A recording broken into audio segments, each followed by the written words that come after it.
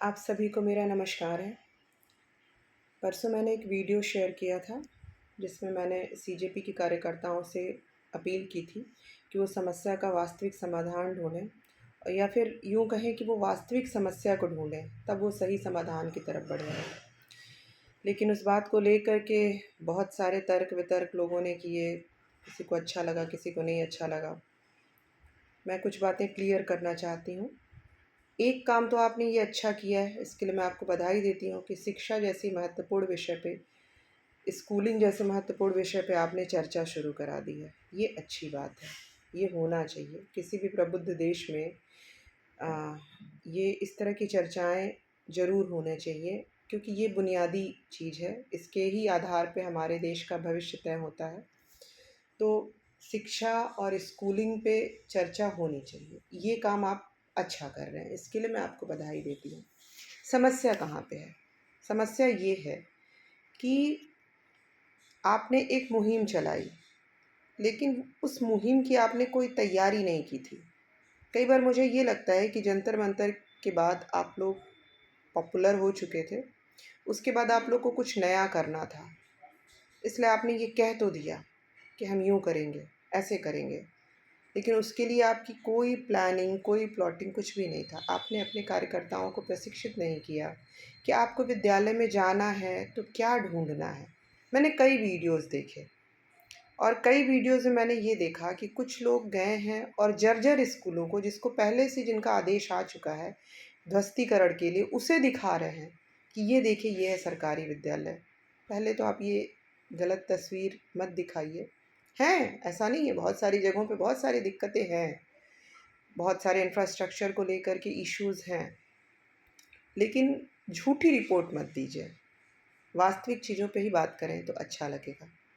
दूसरी बात ये कि आप जो सवाल कर रहे हैं वो सिर्फ शिक्षकों से क्यों कर रहे हैं?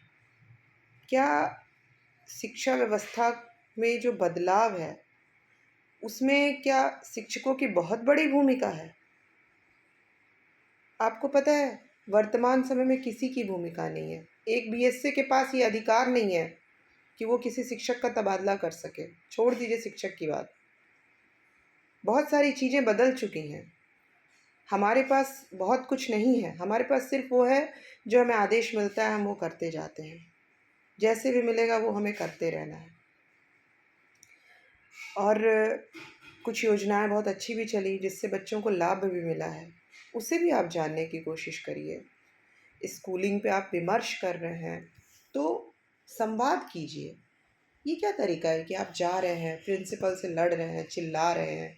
आपको पता है, अगर आप स्कूलिंग की बात करेंगे ना, तो सिर्फ शिक्षक से नहीं बात करिए, आप ग्राम पंचायतों से बात करिए, आप अभिभावकों से बात करिए, आप उस पूरे सिस्टम पे बात करिए जहाँ पे सरकारी स्कूल सब कुछ करके भी जो है वो इसकी लड़ाई लड़ रहे हैं कि कब ये सरकारी से निजी में बदल जाएगा।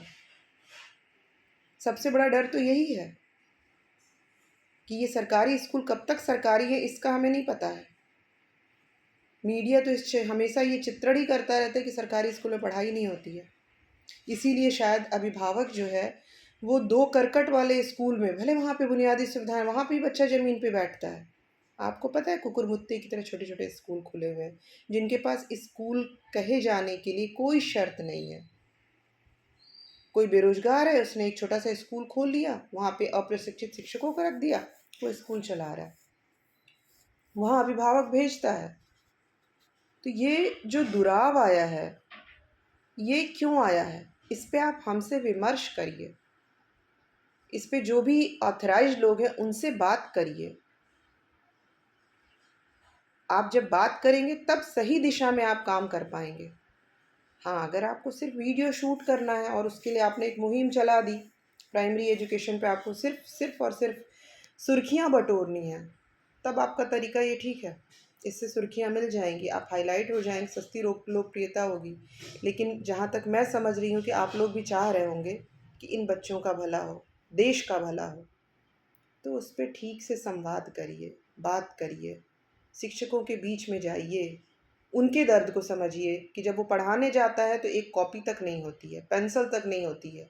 जो कॉपी होती है ना, उस पे 10 पन्ने लिखे होते हैं, एक एक पन्ना जो होता है, एक पन्ना बचा होता है, वो कॉपी लेकर के बच्चा आता है, हम उस पे भी पढ़ाते हैं। कई बार हम अपनी तरफ से कॉपियाँ देते हैं, कलर्स देते हैं, बहुत कुछ हम देते रहते हैं, लेकिन कितना देंगे? कई बार हमें गार्जियन को ये एहसास कराना पड़ता है कि बच्चा आपकी ज़िम्मेदारी है।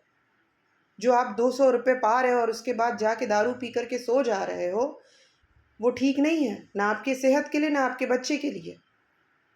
ये इन सारी जाहिल मानसिकताओं से शिक्षक जूझता है। आप जानने की कोशिश करिए, आप समझने की कोशिश करिए। क्यों इन बातों से आप भाग रहे हैं? अभिभावकों की भी ज़िम्मेदारी तय करिए, ग्राम पंचायतों की ज़िम्मेदारी तय करिए, तब ये सरकारी स्कूल फिर से विकसित होंगे, फिर से फलेंगे। और हाँ, मैं भी इस बात की पैरवी करती हूँ, चाहे वो शिक्षक का बच्चा हो या अधिकारी का बच्चा हो या नेता का बच्चा हो। सबके लिए एक स्कूल जिस दिन हो जाएगा ना, उस दिन स्कूलिंग अपने आप बदल जाएगी। जब तक हमारे पास एक बेहतर विकल्प और एक घटिया विकल्प रहेगा, तब तक घटिया कभी बेहतर नहीं हो सकता है। मुझे लगता है कि आप मेरी बात को समझ रहे होंगे। धन्यवाद।